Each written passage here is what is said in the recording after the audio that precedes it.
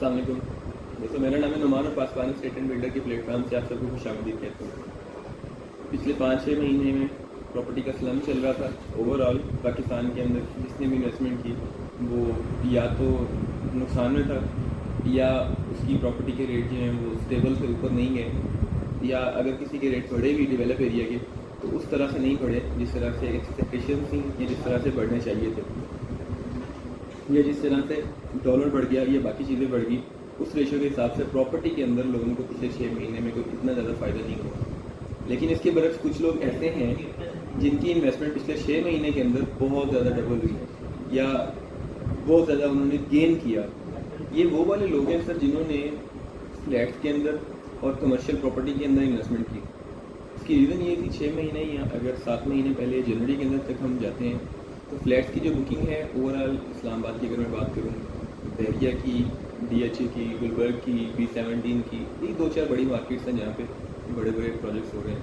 तो इनके अंदर 8,500-9 हज़ार रुपये स्क्वायर फीट फ्लैट का रेट था। कमर्शियल कभी हम छोड़ दें। अभी करंटली जो बुकिंग चल रही है वो 14 से 16 हज़ार के दरमियान में चल रही है डिफरेंट प्रोजेक्ट्स की। कुछ 13 में भी मिल जाते हैं, 12.5 में भी आपको मिल जाएगा। 12.5 लेकिन मिनिमम रेट है, इससे ऊपर ही है। अब 4 से 5 हज़ार रुपये पर स्क्वायर फीट का गेन आ गया फ्लैट की प्राइस के अंदर। अब एक बंदे ने जनवरी के अंदर बुकिंग करवाई, उसने डाउन पेमेंट दी 25%, 4 साल इंस्टॉलमेंट प्लान था, मतलब 1 साल के अंदर उसने 75 का, अगर आप 4 साल का प्लान बनाएं तो मेरे ख्याल से कोई 19% या 18% पैसे उसने मजीद उसमें जमा करवा दिए।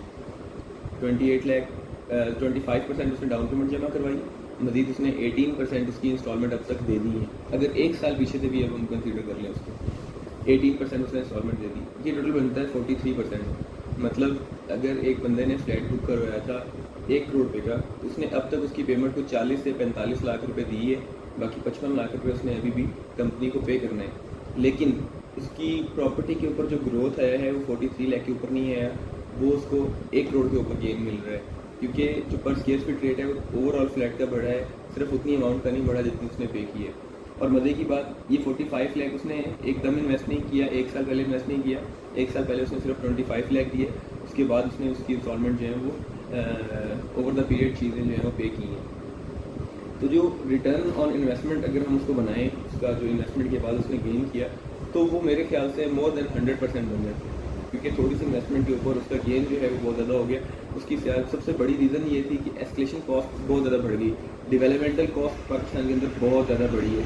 मतलब एक तरह से ये शूट हुई है, इतनी ज़्यादा एक्सपेक्टेड नहीं थी, जिसकी वजह से रेट जो है वो बहुत ज़्यादा ऊपर चले गए चीज़ों के, और ये मज़ीद अगले आने वाले 1-5-6 महीने के अंदर मज़ीद बढ़ने की चांस है, ये कम नहीं हो सकते। तो अभी भी जो लोग कमर्शियल प्रॉपर्टी के अंदर, फ्लैट्स के अंदर, अपार्टमेंट के अंदर, होटल स्वीट्स के अंदर, या कोई किसी भी तरह की प्रॉपर्टी जो डेवलप प्रॉपर्टी है उसके अंदर इन्वेस्टमेंट करेंगे, चाहे घरों के अंदर भी कर लें। घरों वालों के साथ भी यही हुआ। लास्टली मैं आपको एग्जांपल दे देता हूँ, यहाँ DHA वैली के जो प्लॉट थे, जो 70 लाख वाला या 75 लाख वाला प्लॉट था, वो अभी 50 लाख पे आ गया, 55 लाख पे आ गया, 60 लाख पे आ गया। 30% मतलब रेट इसके जो है वो कम हुए। लेकिन इसके बरक्स जो घर 1 करोड़ वाला था वो अभी 1.5 करोड़ पे चला गया, जो 1 करोड़ 10 लाख वाला था वो 1.5 करोड़ पे चला गया।